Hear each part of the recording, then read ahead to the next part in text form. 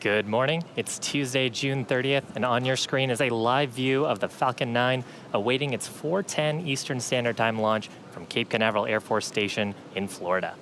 My name is Shiva Bharadwaj, and I'm a space operations engineer here at SpaceX headquarters in Hawthorne, California. And welcome to our webcast coverage for the GPS-3 Space Vehicle number 3 launch for the United States Space Force.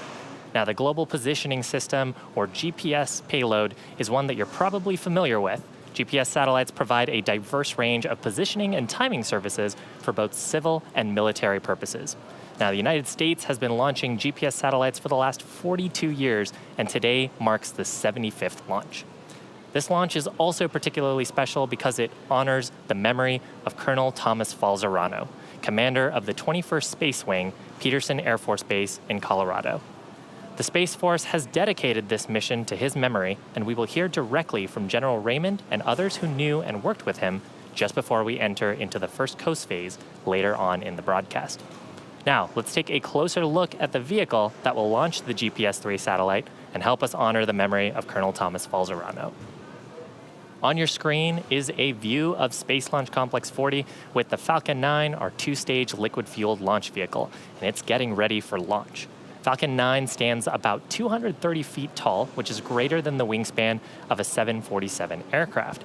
Now, the bottom two-thirds of the vehicle is a brand new first stage, and its job is to accelerate the entire vehicle through the Earth's atmosphere up to the edge of space. Now, unlike our first GPS-3 mission from December in 2018, we will be attempting to recover the first stage on our drone ship named Just Read the Instructions, and it's currently stationed about 350 nautical miles off the east coast of Florida. We worked with our customer following our earlier GPS-3 mission to ensure that we maintained more than enough performance margin for both the primary mission and a chance at recovery today on that first stage. Now, above the first stage is the second stage, and about 2.5 minutes into flight, it will separate from the first stage. Then it'll ignite its single Merlin vacuum engine to carry the GPS-3 satellite into a highly elliptical orbit. The apogee, or the highest point of that orbit, will ultimately end up at about 20,000 kilometers above the Earth's surface, at which point the satellite will then separate and then perform some burns to enter into a circular medium Earth orbit about 20,200 kilometers above the Earth. You'll also notice that the second stage fuel tank is painted gray today, and that's so we absorb a little more heat from the sun while we're not eclipsed by the Earth. That helps the fuel tank stay at the proper temperature for today's mission when we go into the Earth's shadow. Now, at the very top of the rocket is the payload fairing. The GPS-3 satellite is currently enclosed inside of it, and it's 17 feet in diameter. It protects the satellite from aerodynamic heating, loads, and contamination during the ascent portion of the mission, but once we reach the vacuum of space, we'll jettison those fairing halves back to Earth while the second stage continues to take the satellite to orbit. The fairing halves that we're using today are brand new, and we will be attempting to recover them using our recovery ships, Miss Tree and Miss Chief. However, we aren't planning a catch attempt today, and instead we'll scoop these out of the water later on this evening. Now, finally, next to the rocket is that large truss structure that we refer to as the Transporter Erector, or TE. The TE rolls Falcon 9 out to the launch pad, raises it to the vertical launch position, and also routes power, fluids, and communication to both the rocket and satellite. Good afternoon. I'm John Innsbrucker, Falcon 9 Principal Integration Engineer here at SpaceX. We're coming up on 9.5 minutes to launch, and to get to this point, we rolled Falcon 9 out to the pad Sunday night, about 41 hours before launch, and we went vertical on the pad at roughly 10 a.m. local time yesterday. The chief engineer held his technical poll at T-1 hours, and the launch director held a propellant load and launch go, no-go poll at T-minus 38 minutes. The vehicle is healthy. We are currently working, no issues. Now, if we do have to call a hold on today's launch, we have a backup opportunity tomorrow at 3:51 Eastern Time in the afternoon. That's about 4 minutes earlier than today's opening of the window. Now, right now, we're targeting the end of the window just after 16:10 Eastern Time for liftoff. Now, after the go, no-go polls, Falcon 9 has been loading propellants. It began at T-minus 35 minutes. We began with fuel going into both the first and second stage, oxidizer into the first stage. For fuel, we use a refined form of kerosene known as RP1, Rocket Propellant Grade 1. Our oxidizer is a super chilled liquid oxygen, and we call that LOX. Now currently the second stage that you can see outlined with that gray paint that Shiva mentioned, that fuel is completely loaded. We're still loading fuel on the first stage. That'll go until T-minus 6 minutes. And as you can see from the plume streaming off of the first and second stage LOX tanks, we are continuing to load liquid oxygen onto both of those stages right now. We're also loading helium gas onboard storage vessels on the first and second stage. The Falcon 9 uses helium gas as a pressurant in the fuel and the LOX tanks. As the Merlin engine pumps pull RP1 and LOX out of the tanks, we have to fill the empty volume, what we call ullage, with helium that is heated by the engine. Heating the helium helps expand it to fill the tanks. Now at T-minus 7 minutes coming up here, engine chill will begin. We'll hear that call out. This is where we allow a small amount of the super chilled liquid oxygen to flow past the turbopump inlets. That cools them down to avoid thermal shocks when we light the Merlin engines at T-minus 2 seconds. Finally, you can see to the left of the rocket is the transport erector, or what we also call the strongback.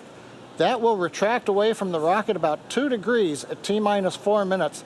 That gives the necessary clearance for Falcon 9 to begin the liftoff sequence. Now on top of Falcon 9, we have the spacecraft. The spacecraft team has transitioned the GPS satellite to internal battery power. That happened at T-minus 15 minutes.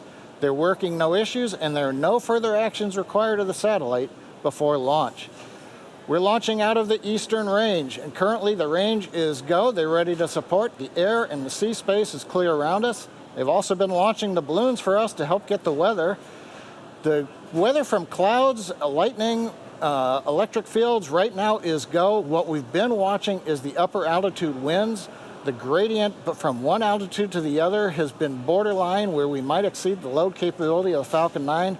We are currently go. We will get one last weather balloon piece of data coming up here in a couple of minutes. But right now, all systems continue to be go for a liftoff just after 4:10 p.m. Eastern Time. Now, as we mentioned earlier, today's mission is for the United States Space Force, and we're launching the GPS-3 Space Vehicle number 3 as our payload. Now we'll hear from Lieutenant Colonel Margaret Sullivan, Material Leader of the GPS-3 Space Vehicles, and Tanya Ladwig, Acting Vice President of Navigation Systems at Lockheed Martin, to learn more about today's satellite.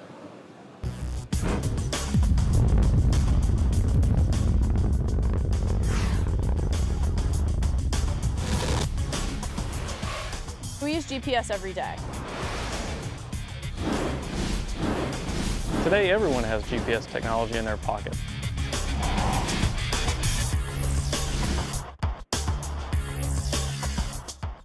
It's 25 years of space-based position, navigation, and timing, supporting the entire world. GPS touches the lives of everyday people all the time.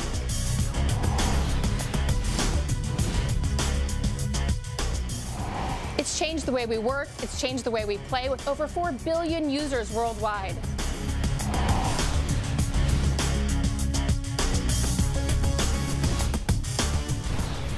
We're already preparing for the next generation of GPS satellites with our GPS-3 follow-on contract, and we're inserting greater technology for greater capability.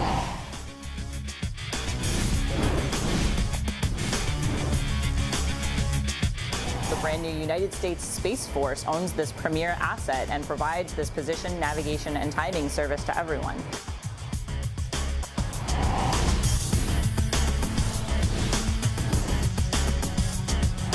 And for all personnel on the countdown net, we have an update from GNC informing us we have a good weather balloon. Proceeding on with the countdown. T-minus 4 minutes, 20 seconds and counting. Today's GPS-3 Space Vehicle 3 mission is dedicated by the Space Force to the memory of Colonel Thomas Falcerano, and we will hear directly from General Raymond and others who knew and worked with him just before we enter our first coast phase later on in the broadcast. Now we're currently just inside 4 minutes from liftoff. We did get the good news just a moment ago that the latest weather balloon is go for launch, so we're going to continue to count down. We've begun retracting the transporter erector strongback away from the Falcon 9. You can see it on your screen. Moves back a couple of degrees to get us ready for liftoff. Now the Falcon 9 is now moving into the final stages of the countdown. The vehicle remains in good health. Fuel loading is complete on both the first and second stages. Liquid oxygen loading will wrap up shortly on the first stage and will complete at T-minus 2 minutes on the second stage. At 1 minute before liftoff, you'll hear the announcement that Falcon 9 is in startup. That means the rocket's own internal computers on first and second stage are controlling the launch countdown. The GPS-3 space vehicle continues to be go. The Falcon 9 team is tracking no issues on the rocket. The weather has turned green for us here in the last minutes, and the range continues to be green for launch. Now again, as a reminder, if we don't launch today, we have a backup opportunity at 3:51 p.m. Eastern Time tomorrow. First stage LOX load complete. Launch director has just called out that the first stage LOX load is complete.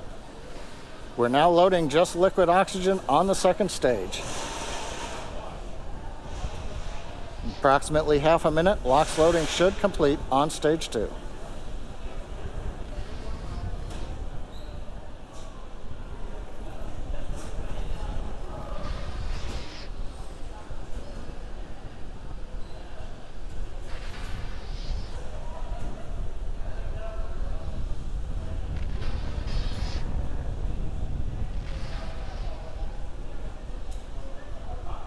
T-minus 2 minutes.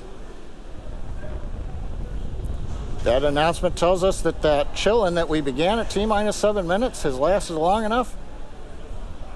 And we are good for the ignition sequence on the Merlin engines coming up in just over a minute and 40 seconds.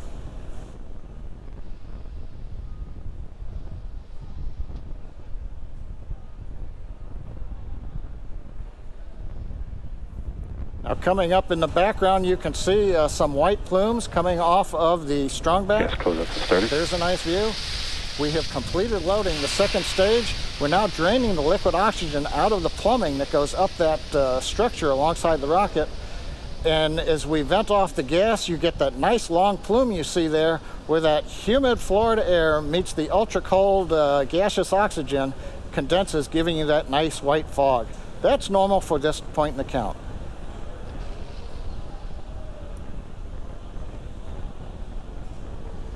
Falcon's in startup. AFTS configured for flight. Launch director has announced we're inside of a minute. We are in startup on the flight computers. We are also beginning to pressurize stage 1 and stage 2 for launch. Mission directors, go for launch. We've heard the final call-outs.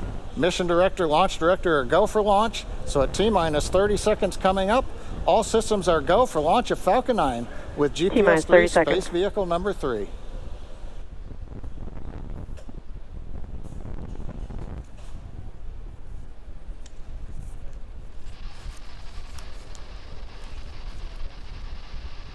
T-minus 15 seconds. 10, 9, 8, 7, 6, 5, 4, 3, 2, 1, 0. Ignition. Liftoff. Go Falcon, go GPS.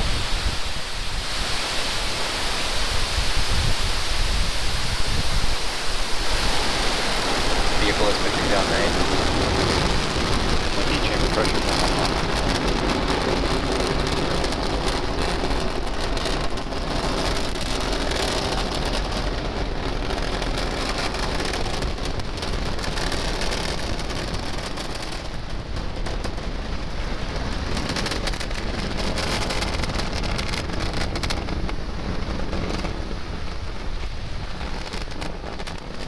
T plus 40 seconds, we've heard call-outs.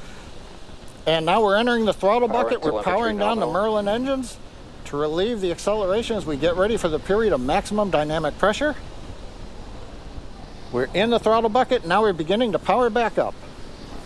We hear the call out exiting throttle bucket. The 9 Merlin 1D engines going back to full power. And we are now supersonic.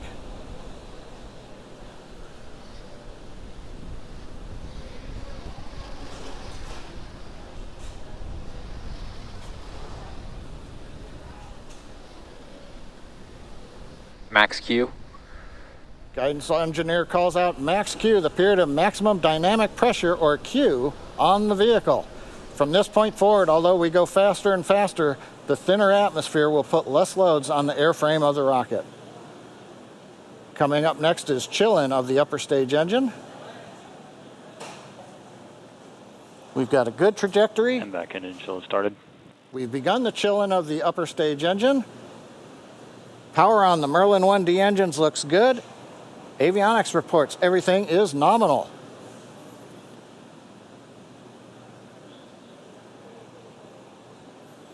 And we're T+2 minutes into flight. Next major activity in half a minute, shutdown of the 9 Merlin engines, separate the first and second stage, and ignite the second stage engine to carry GPS and the second stage into the first of 2 orbits today. This one will be the initial parking orbit.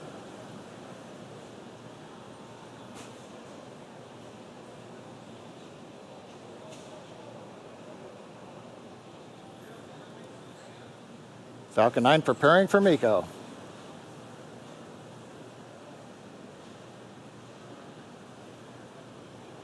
And MECO.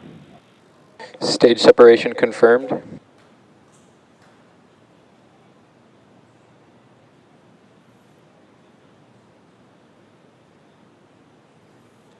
And we've confirmed ignition of the second stage engine after a good stage 1, stage 2 SEP. You could see briefly the Falcon 9 first stage in the background. Both vehicles are following nominal trajectories. Call out that both vehicles are following the planned trajectory. First stage continuing to coast to apogee, where it'll then slowly turn around and descend back to the drone ship for landing in the Atlantic Ocean. The second stage engine beginning the long burn to get it into the parking orbit. Acquisition of signal, Maryland. Coming up, fairing deploy. Waiting to see the camera switch forward. Fairing separation confirmed. And we've got fairing separation. The 2 halves of the Falcon 9 fairing separating, the pneumatic system unlatching the locks that hold it together, and then the pneumatic pushers separating the 2 halves. As the fairing falls away from the vehicle, we can see on the left side of the screen the grid fins, the large titanium castings that are mounted to the first stage have deployed. They'll be used later as we come back into the atmosphere for precision guidance of the first stage to land on the drone ship. On the right-hand side, we see the second stage engine continuing to burn. It's at full power. Everything's looking good with the trajectory. So at just past T+4 minutes into flight, everything is go on the flight of Falcon 9 with GPS-3, space vehicle number 3.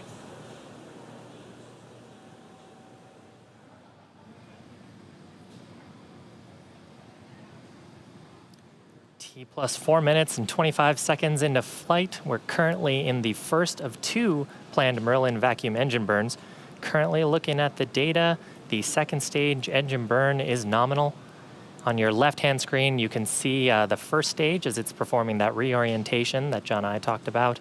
The grid fins are deployed, and you're seeing some thruster plumes there from the attitude control system that are getting it ready so that the 9 Merlin 1D engines are pointed towards the atmosphere as it re-enters into Earth's atmosphere.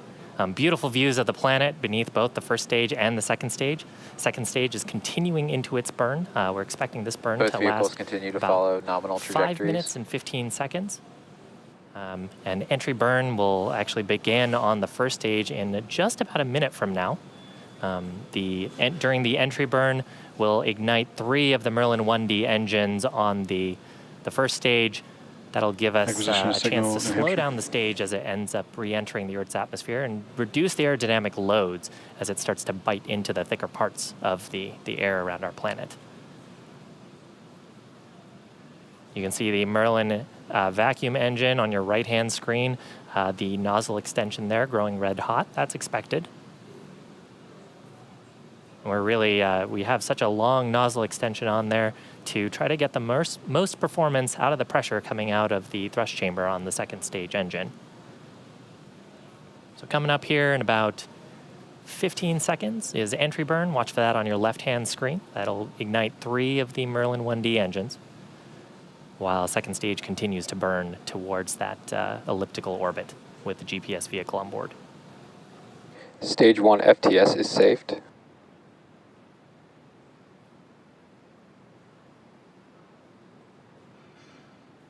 Stage 1 entry burn has started. There's successful ignition of the 3 Merlin 1D engines on the first stage. We're expecting this burn to last just about 30 seconds.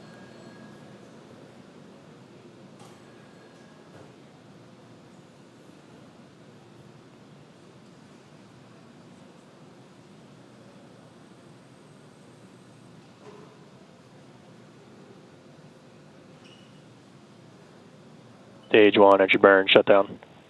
And you see some bursts there. Successful shutdown of the engine and some attitude control bursts just to get that orientation right. Now, once we get into the thicker parts of the atmosphere where those grid fins have some aerodynamic control authority, they will do most of the guiding to take the first stage towards our drone ship named Just Read the Instructions, which is about 350 nautical miles off the east coast of Florida. Coming up at about 50 seconds from now, we'll have 2 events happening about the same time. The first stage will ignite its single center Merlin 1D engine for landing burn. About the same time, the second stage will perform secondary engine Stage cutoff. Stage 2 is entered terminal guidance. Or SECO number 1. And while those 2 things occur, about 25 seconds later, the first stage will hopefully touch down on our drone ship. In between, they're deploying its landing legs. So watch for that on your left-hand screen. Stage 2 FTS is saved.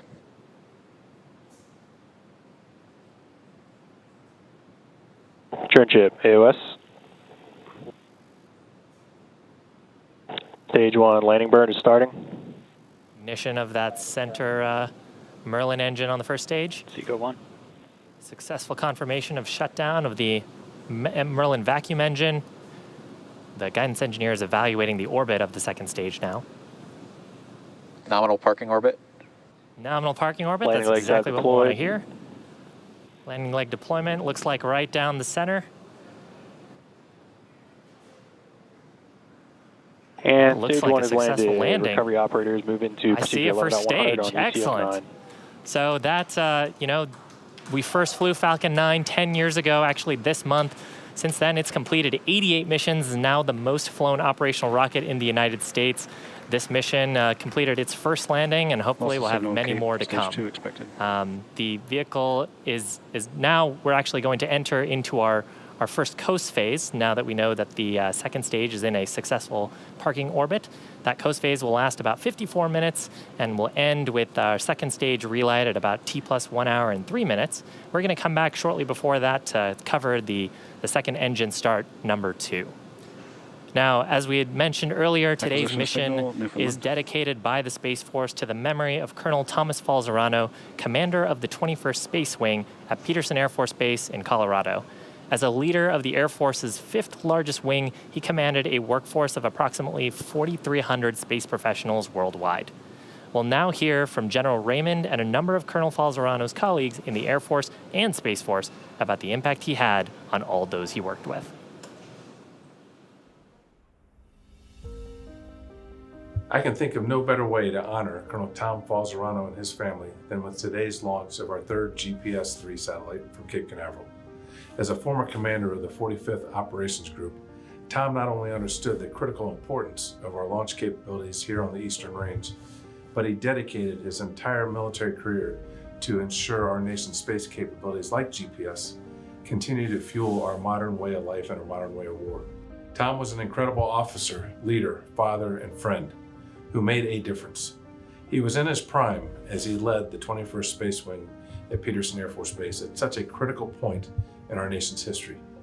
Before that, he served as my senior executive officer, who worked tirelessly behind the scenes and put in long hours as we established the United States Space Command, our nation's 11th Combatant Command, and the United States Space Force, our newest branch of the Armed Services. Also signal Maryland's expected. Tom made a difference in the lives of his teammates and those he led.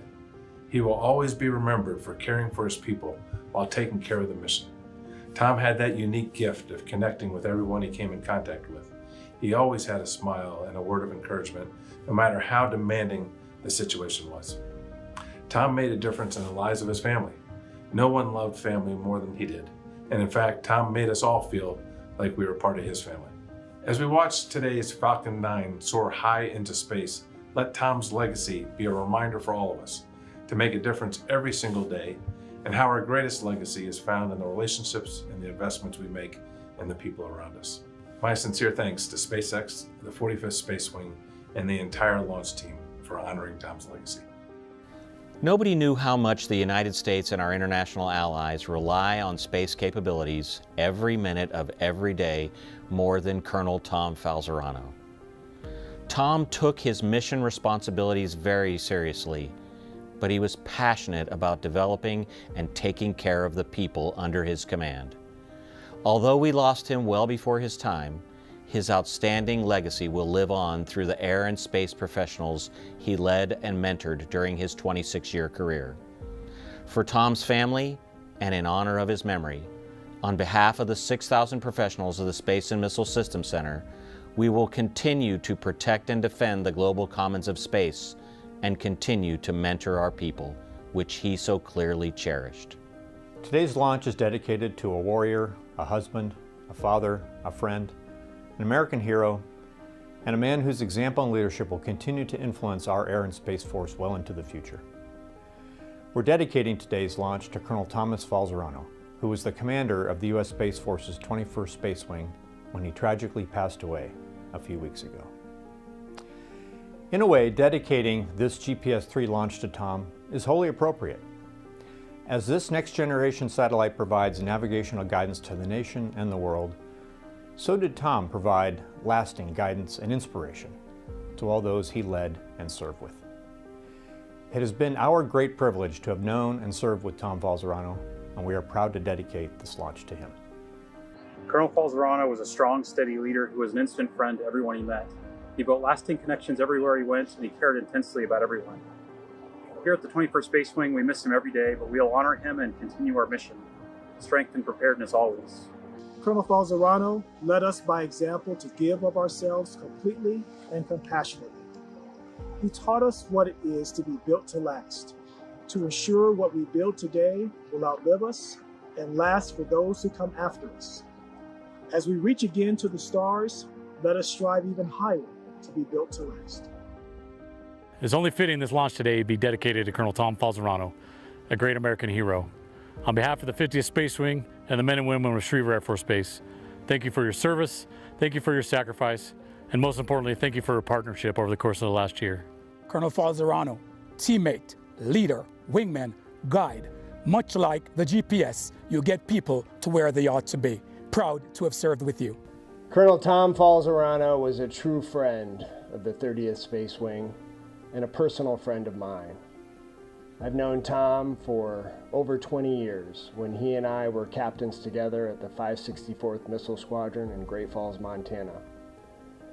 Tom is the kind of person who would do whatever he could to help another airman. He looked out for the folks that he led, and he looked out for his peers.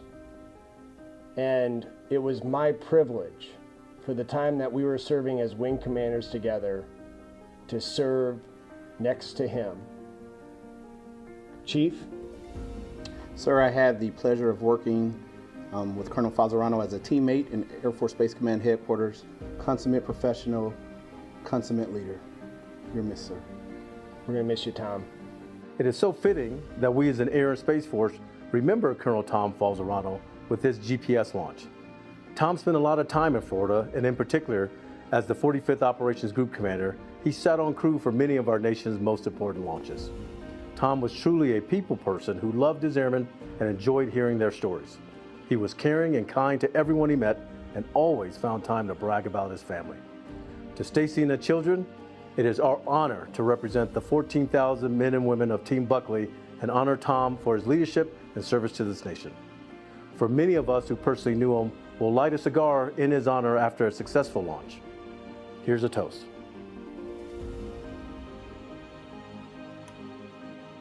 It's my pleasure, along with other leaders of the United States Space Force, to honor the life of Colonel Tom Falzarano during the SpaceX Falcon 9 launch of the next GPS satellite. Colonel Falzarano is a former commander of the 45th Operations Group, and his legacy is felt throughout the Eastern Range. We have a saying in the 45th Space Wing: once a shark, always a shark. And the sharks of the wing are so sad to hear of the passing of Colonel Falzarano. We'd also like to pass on our condolences and tell Stacy and the children that our thoughts and prayers are with them. Falsey, I just want to say thank you for your many years of friendship to me personally, and to your many years of service to the United States and the United States Space Force. You left us too young. You are and will continue to be missed. Thank you.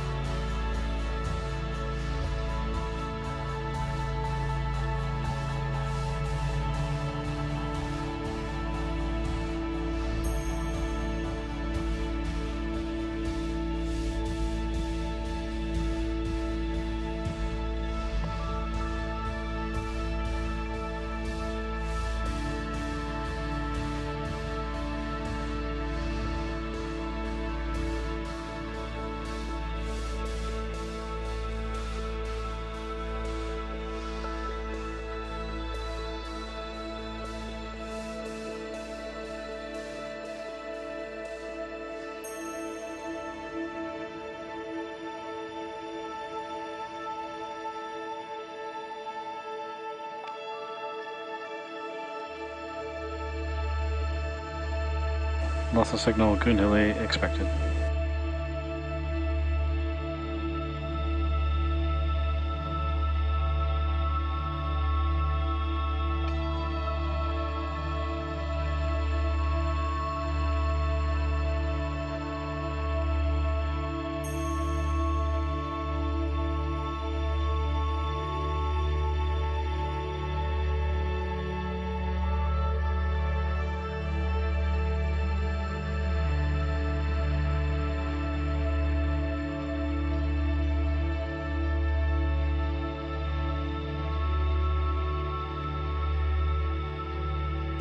Loss of signal, Oak Hangar, as expected.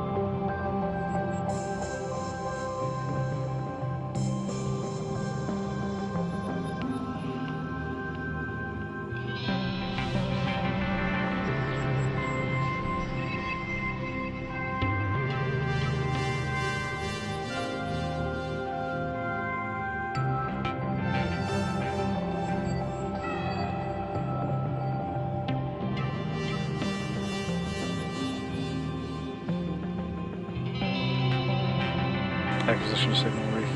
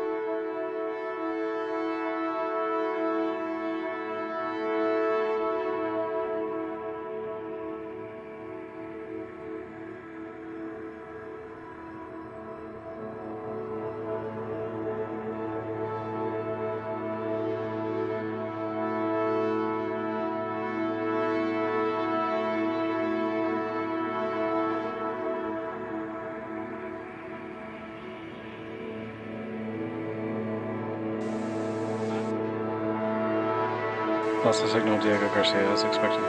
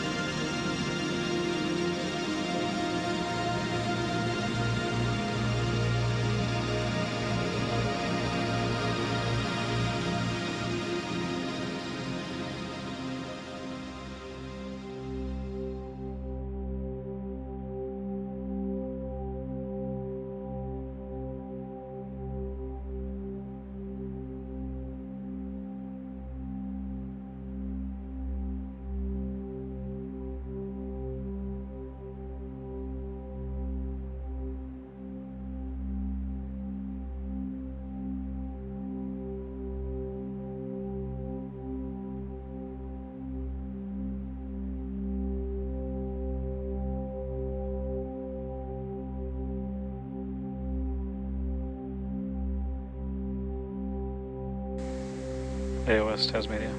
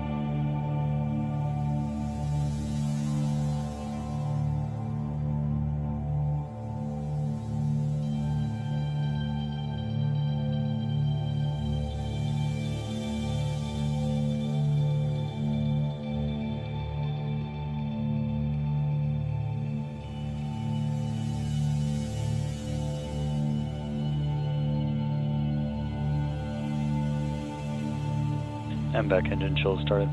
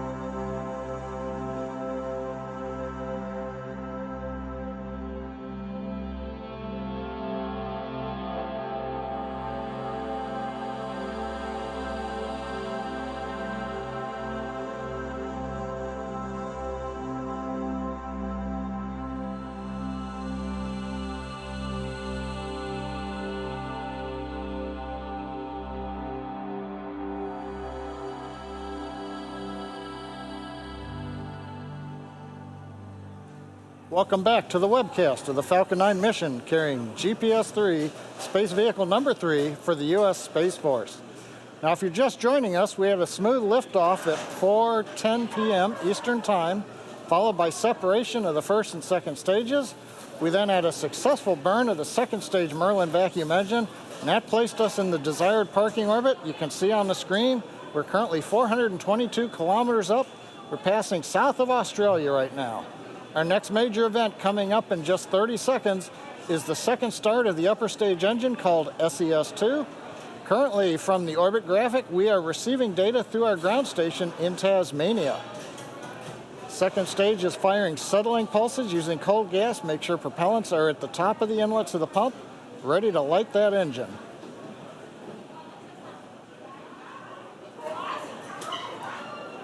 And we've got video of the upper stage engine. And we've got startup confirmation.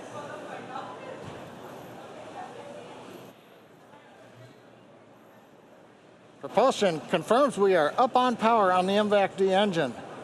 Now the second stage will burn for 44 seconds, and that's going to add over 2,000 meters per second to the speed of Falcon 9 before we shut it down for the second time. Now this shutdown event might be called out as SECO 2. Now this burn that we are in right now will place the GPS-3 space vehicle into the required orbit prior to separating it from Falcon 9.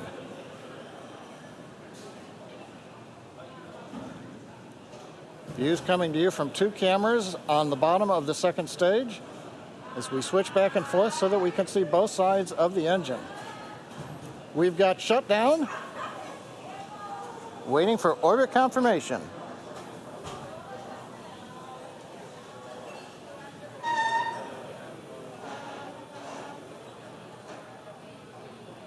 Nominal insertion orbit.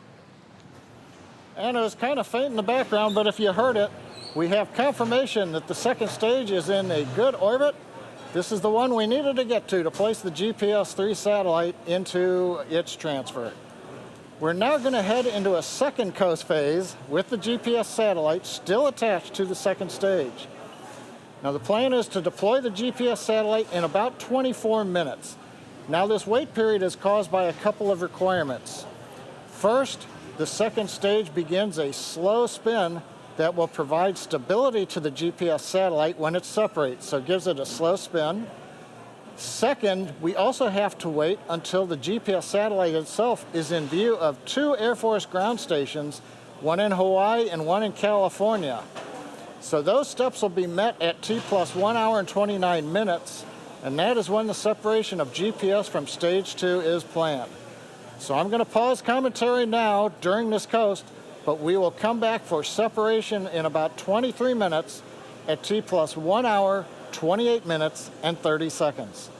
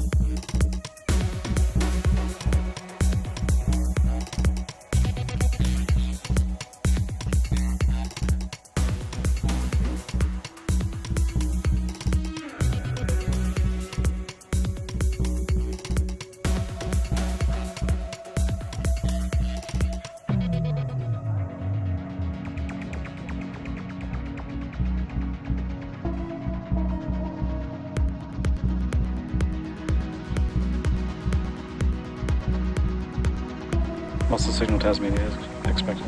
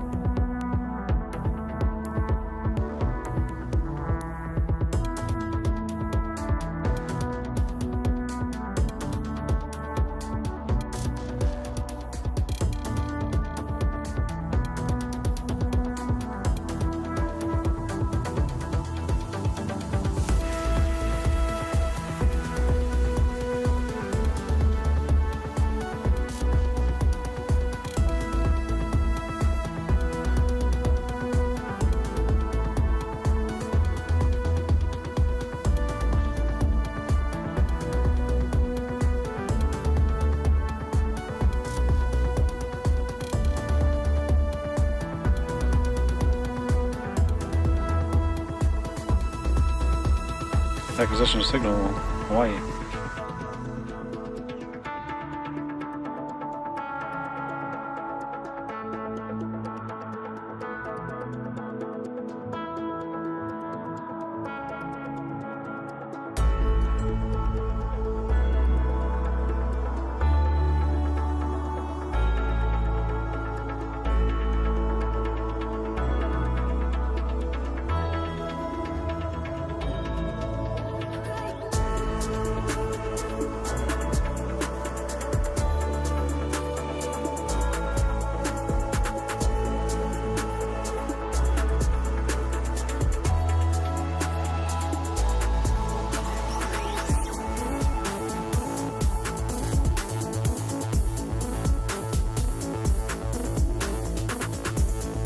Acquisition of signal, Vandenberg.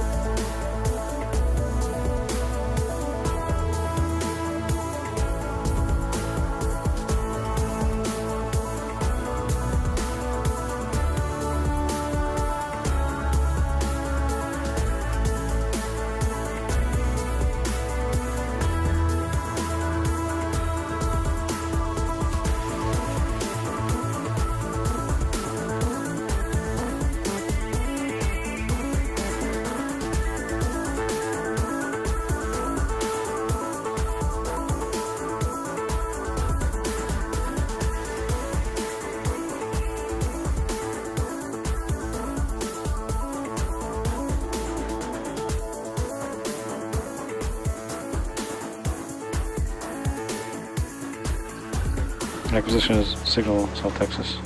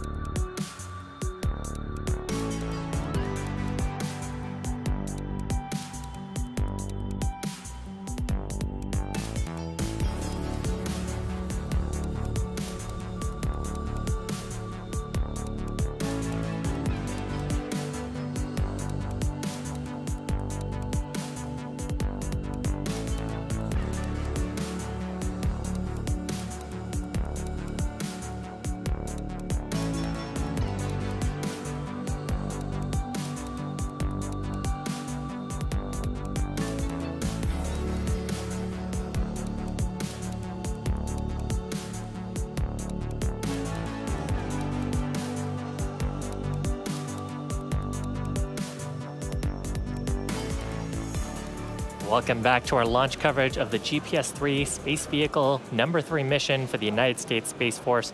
Now, if you're just joining us, we had an on-time launch at 4:10 p.m. Eastern Time, followed by successful ascent, stage separation, and 2 second-stage engine burns. On your screen is a view of the GPS satellite atop Falcon 9. Now, one note earlier, I had mentioned that today was our 88th successful launch. It's actually our 87th successful launch today. So coming up in just about 15 seconds from now is our last major milestone, and that's deployment of the GPS-3 satellite from the second stage.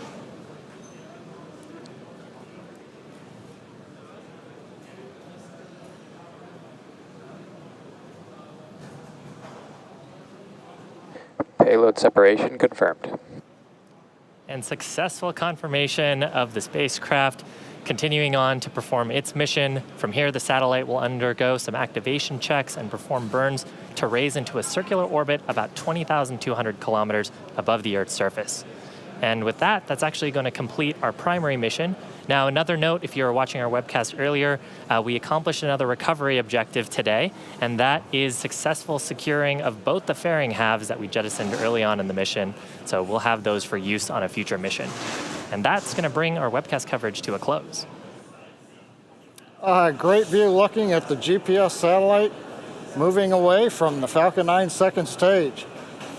We want to thank the United States Space Force for entrusting us with today's GPS-3 Space Vehicle 3 mission, and we also want to thank the satellite manufacturer, Lockheed Martin. SpaceX is one of 2 certified providers for national security space launch missions, and we're proud to be able to offer reliable, cost-effective launch services to the U.S. Space Force.